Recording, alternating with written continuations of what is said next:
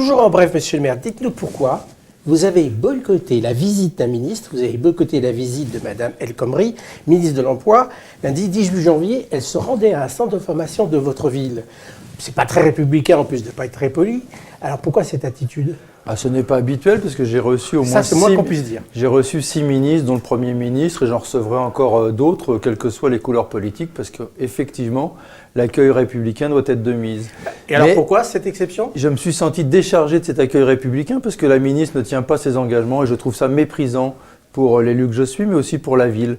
Et un élu, un ministre doit tenir ses engagements. Je l'avais rencontré quelques mois auparavant.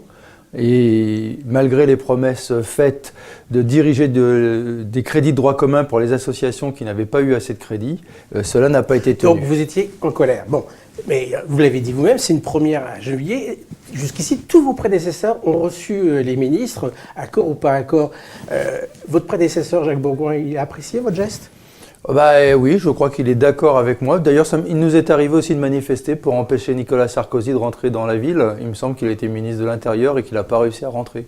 Alors, tout de même, est-ce que vous n'avez pas loupé une occasion, avec la venue de cette ministre, de lui rappeler ses engagements de vive voix ? Tout simplement ? Du coup, non, parce que j'ai un rendez-vous suite à cette action, j'ai un rendez-vous avec le cabinet du ministre de la Ville le 27. L'actuel ministre, qui est pas... L'actuel ministre, pour étudier ce dossier-là, puisqu'il il est surpris de ma réaction. En ricochet, vous avez obtenu un rendez-vous, c'est ça ? Bien sûr. Oui, mais pourquoi ne pas l'avoir dit de vive voix à Mme Khomri ? Mais nous l'avons déjà écrit, nous l'avons écrit au préfet, nous l'avons écrit à Mme Khomri. Les associations ont écrit, il n'y avait pas plus de réactions, donc... C'est un ministre de l'Emploi, et quand même c'est important. Est-ce que vous ne pouviez pas en profiter pour dire ce que vous pensiez sur l'emploi ? Ce qui est important, c'est que le non-respect de ces engagements font perdre 5 emplois par ces associations à Gennevilliers. Et donc si elle veut lutter pour l'emploi, il faut qu'elle travaille aussi à ce que les associations de la ville, comme de toutes les autres villes, aient les moyens de mener leurs activités. Qu'est-ce que vous allez dire, par exemple, au centre de formation qui était visité qu'est-ce que vous allez leur dire ? Vous allez présenter vos excuses ? Je ne vais pas m'excuser, non. D'abord, le centre de formation accueilli Madame la Ministre, ça n'a pas empêché la visite et de valoriser ce centre, et donc c'est très bien. Mais ça m'a permis aussi de m'exprimer et de ne pas faire semblant. Je crois que la politique, c'est aussi arrêter avec des faux semblants. Si on n'est pas d'accord et si on est maltraité, on le dit. Alors ça veut dire que, pourquoi pas la chaise vide quand vous êtes en désaccord ? Vous êtes pour la politique de la chaise vide. Si vous êtes en désaccord, ce n'est pas une question de désaccord. Vous êtes pour l'expression d'une absence qui veut dire quelque chose. Je crois que vous tordez le bâton et que vous déformez mes propos. Ce n'est pas une question d'accord ou de désaccord. C'est une question de respect. Qu'on soit en désaccord, qu'elle me dise non, elle me dit non. Et je l'accueille la semaine prochaine. Mais qu'on ne me dise pas oui et qu'on ne tienne pas son engagement. Donc c'est ça, c'est une question de respect. C'est pas une question de désaccord. Moi je dialogue avec des gens en désaccord. Je vais siéger à la métropole, je vais être en désaccord avec les 3/4 des personnes présentes. Donc rien n'empêche la discussion et notre participation. Par contre, si on ne respecte pas la ville de Gennevilliers, là je réagis avec force. C'est pas tolérable qu'on nous dise on va vous chercher des subventions de droit commun, on va essayer de régler cette situation-là. Et en fait, il n'y a rien avancé. Votre geste, c'est ce qui ne contribue pas tout de même à pas améliorer, en tout cas ça ne contribue pas à améliorer l'image de la ville. C'est une ville qui n'affronte pas, qui refuse un ministre. Ce geste républicain qui a une valeur symbolique terrible, vous l'avez refusé. Je refuse qu'on nous marche dessus et je refuse qu'on marche sur notre ville. Et donc je demande à ce que notre ville soit respectée comme n'importe quelle autre ville et qu'on en arrête avec des promesses non tenues. Il faut tenir les engagements. Alors, vous allez rappeler ces engagements au ministre qui remplace, au ministre qui s'occupe de politique de la ville. Donc, pour vous, c'est tout bénef ce cri, ce geste, parce que vous avez tenu une rencontre, mais pas encore des promesses. Non. Donc, je vais avoir cette rencontre avec le nouveau ministre de la ville, ouais. Mais je vais aussi lui demander si les prochaines subventions vont continuer à diminuer. Parce que les échos que j'ai, c'était aussi une des raisons de ma colère, c'est que j'avais appris lors d'une réunion en préfecture que les crédits 2016, après ce 2015, risquent encore de baisser. Donc vous allez encore être en colère. Et c'est pas pour nous, c'est pour les associations qui mènent un bon combat, des associations comme Plein Gré, ça met en danger leur propre existence. Il ne faut pas rigoler avec cette situation. Donc vous allez être encore en colère. Il y a un risque. Est-ce que vous ne craignez pas que tous les ministres se mettent d'accord pour ne plus venir à Gennevilliers ? Écoutez, pour l'instant, tous les ministres se mettent d'accord pour venir à Gennevilliers et nous avons su les accueillir à chaque fois dans de bonnes conditions et nous continuerons à le faire s'ils tiennent leurs engagements. On passe à la deuxième partie. Monsieur le maire, je rappelle que vous vous êtes prononcé contre la condamnation à 9 mois de prison ferme des 8 salariés de Goodyear.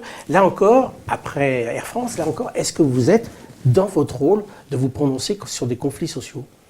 Dans mon rôle, oui, parce que je dois pouvoir, comme homme politique, m'exprimer sur toutes les situations qui se passent dans le pays et dans notre ville. Ça arrive, vous allez vous prononcer sur tous les conflits sociaux? Quand ça devient grave, moi je trouve que ça fait beaucoup pour les salariés qui défendent l'emploi. Est-ce que vous n'avez pas le sentiment de vous placer comme juge? Vous portez un jugement sur telle affaire. Est-ce que vous avez confiance en la justice de votre pays? Les juges, Est-ce que vous avez confiance en la justice de votre pays? font leur travail. Ce que je note, c'est qu'ils condamnent plus lourdement un salarié qui défend l'emploi que quelqu'un qui a tué. Et je trouve que c'est fait beaucoup. 9 mois ferme. 9 mois ferme, c'est énorme pour ce salarié. Il y a très peu de... Enfin, il faut faire beaucoup de choses normalement pour avoir 9 mois ferme dans notre pays. Et là, ce que j'ai peur, c'est qu'après les salariés d'Air France, ceux de Goodyear, il y ait comme une alerte ou un message donné aux salariés: arrêtez de défendre l'emploi, arrêtez de vous battre dans vos entreprises. On passe à la question de l'habitante. Question d'Olfa Riahi du quartier des Chevrins. Bonjour Monsieur le maire, je suis locataire sur Gennevilliers depuis à peu près 8 ans et je souhaiterais vous demander s'il y avait possibilité d'accéder à la propriété en étant locataire, en payant tous les mois un loyer mensuel et avec les années en fait devenir propriétaire. Je vous remercie, au revoir.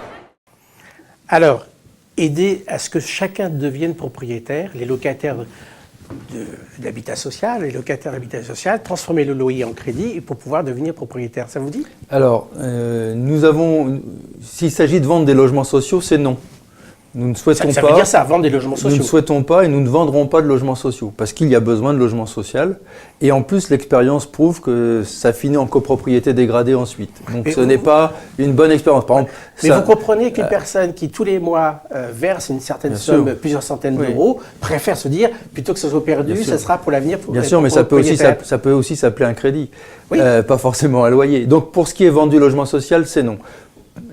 Clichy-sous-Bois, ce sont des copropriétés dégradées qu'ils sont en train de réhabiliter. Ce ne sont pas du logement social. Donc c'est pour ça qu'on ne souhaite pas vendre le logement social. Par contre, nous avons créé la coopérative HLM qui permet à des jeunes Villois qui ont un peu de moyens, parce qu'il faut un peu de moyens quand même pour acheter, malheureusement, d'acheter moins cher que dans le parc privé, totalement privé, et avec une garantie que s'ils n'arrivent plus à payer leur remboursement d'emprunt, d'être pris dans le parc HLM. Donc c'est en plus une garantie. Et donc il y a là un moyen pour cette personne, si elle le souhaite, qu'elle aille à la coopérative HLM de Gennevilliers. On arrête là, on se retrouve dans 2 semaines, toujours en bref, monsieur le maire. Merci.